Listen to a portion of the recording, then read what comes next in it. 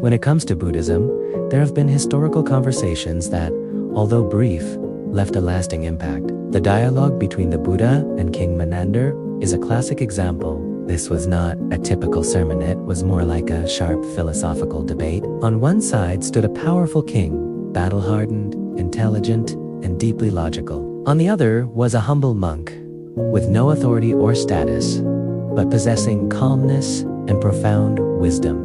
The king posed challenging questions. If there is no permanent soul, what continues after death? If there is no self, who experiences the results of actions? If someone commits wrongdoing and later attains liberation through practice, who is responsible for those past actions? These were not simple questions. They were tests of logic. A shallow answer would lead to contradictions, while an overly complex explanation could become empty theory. But the Buddha did not rush to argue or win. Instead, he responded with simple yet profound examples. When asked about rebirth, he used the image of a flame. The flame from last night and the flame from tonight are not exactly the same, yet there is a clear continuity.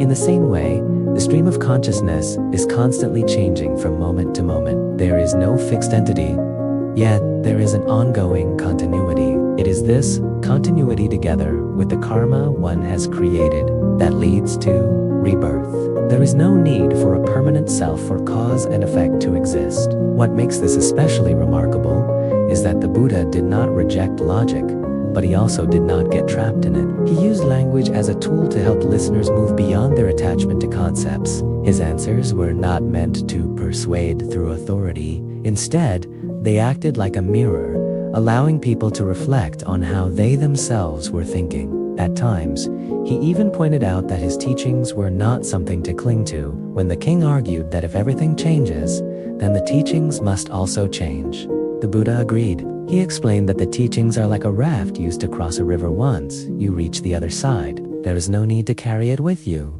This reveals something very unique. Buddhism does not require blind attachment, not even to its own teachings. It encourages personal verification and even questioning your own beliefs. There is no fixed truth imposed from the outside. What matters is clear understanding in the present moment. No teaching is beyond question, only direct experience leads to real insight. And that is what makes the difference. Not believing in order to understand, but observing in order to see for yourself.